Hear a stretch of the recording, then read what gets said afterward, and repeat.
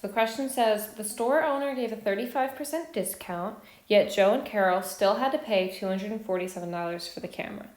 What was the original price of the camera? Okay, so let's make our diagram. We have a before side and an after side. So the before for this problem would be the original price, which we do not know. That is what we're trying to solve for. We do know how much they actually spent, which is a fraction or a percent of our original amount. They spent $247.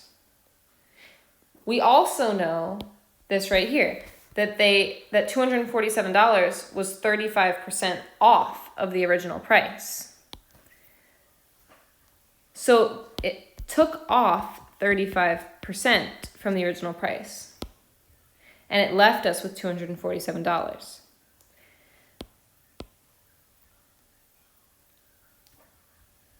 So this right here would be the amount saved. They saved 35%.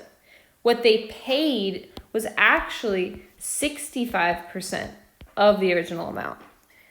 $247 is actually 65% of the original price. They're still paying 65%. They're saving 35%. So it's important that you realize this so that we plug it into our equation the right way, because we don't care about these numbers here. The 35% helped us to figure out what percent they actually paid, but it doesn't help us to solve for the equation. So these are the numbers that we actually need. So I'm just going to take those numbers and plug them into my equation. Percent over 100 times of equals is. Okay, so the percent that matters to us is the 65%. But I need to turn it into a decimal, so I'll make it 0.65.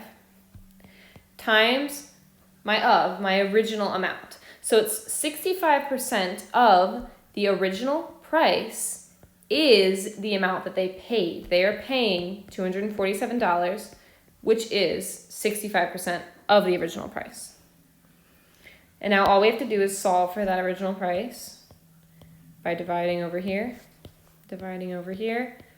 and then we get the answer that the original price equals 247 divided by 0.65, which is $380. Now let me just show you why this is right.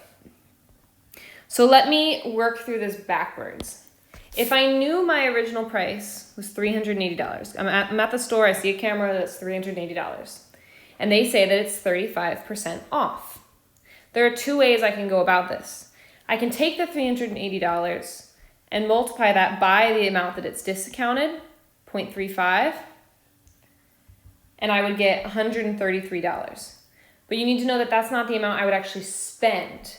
That would tell me that I'm saving $133 on this camera. After the discount, I get to save $133. And then I'd have to do a second step to take my original price and subtract the amount that I'm saving, and then I would get 247, which is the amount that I actually spent. This right here is the same thing as this part of our diagram, the amount saved, which was the 35%. Now, if I do the same thing again, I take my original price, $380, but this time, I'm smart. I'm going to do a step first. Instead of multiplying it by the 35% that I save, I'm going to multiply it by 65%, because I know that that's the amount that I'm actually paying. I did my math. I did 100% minus 35%, and I know that I'm actually going to spend 65%. So I take my $380 and I multiply it by 0.65, and right off the bat, I get $247. So this equation actually solved for what we were looking for. If I had done the other one, I had to do a second step. I solved for a different amount. I solved for the amount that I saved, not the amount that I actually spent. So that's why the diagram helps us. And then you would get that answer of the original price of this camera being $380.